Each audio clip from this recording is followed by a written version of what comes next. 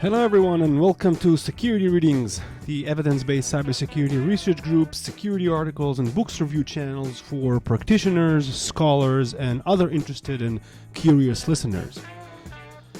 My name is David Maimon and I will be your host today, and in some of the incoming episodes we plan to produce.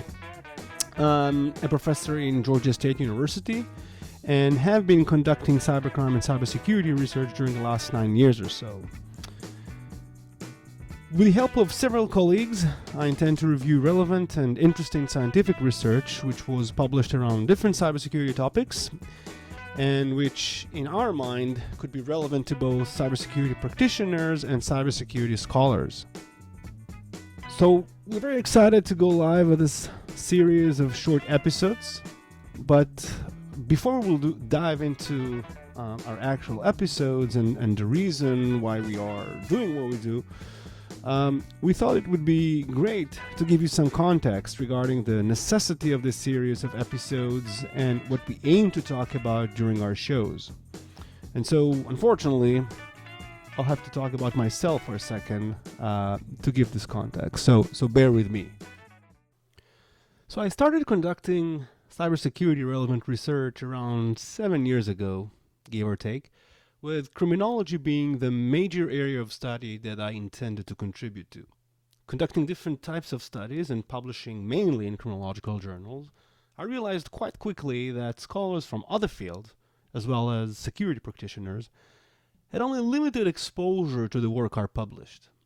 Now, some may say that this may be because of the theoretical angle I was using or the experimental approaches I employed.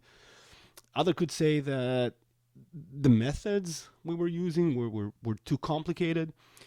But then I started thinking, what is it that I know about security research in other disciplines, like, for example, information system, computer science, cybersecurity, as well as political science? And unfortunately, I realized that I didn't know a whole lot back then. So I started reading security papers published in all those fields and realized quite fast that there are invisible boundaries between scholars in different disciplines. In other words, scholars in different disciplines were working on similar issues, but were simply not aware for the existence of other scholars' work. And if you ask me, how do you know? Well, all I had to do was to look at the reference list of those articles published by colleagues in other fields. Citation seems to be from within the field and not from outside of it. Then I started thinking, if scientists from different disciplines are not aware of each other's works in the area of cybersecurity, what are the chances that cybersecurity practitioners are aware of those academics' research? So I started talking to chief information security officers in large, medium, and small organizations, and I realized that they really don't. And I have to say at this point that it is not because the cybersecurity practitioner I was talking to did not want to know. They actually did, and they were eager to hear about cybersecurity research. However, for them, understanding the academics' jargon was simply too complicated and confusing. On top of that, many of the published research was and still is protected by paywalls. Many studies are also not necessarily published in cybersecurity conference proceedings, but in journals edited by scholars from related disciplines, like criminology, for instance, a journal that is not read by most security practitioners. Finally, and maybe most importantly, despite the extensive research published out there, some of it rigorous and relevant to security teams' work and some isn't, many practitioners simply do not have the time to sit and read and assess their research in the context of the field. So, as part of our group's mission to support an evidence-based approach for cybersecurity, we decided to produce this series of short episodes which will cover what we believe is relevant empirical research in the context of practitioners' works as well as cybersecurity experts' research. Our reviews will include short summaries of the papers or books we will read, as well as attempts to translate the scholars' conclusions to relevant policies.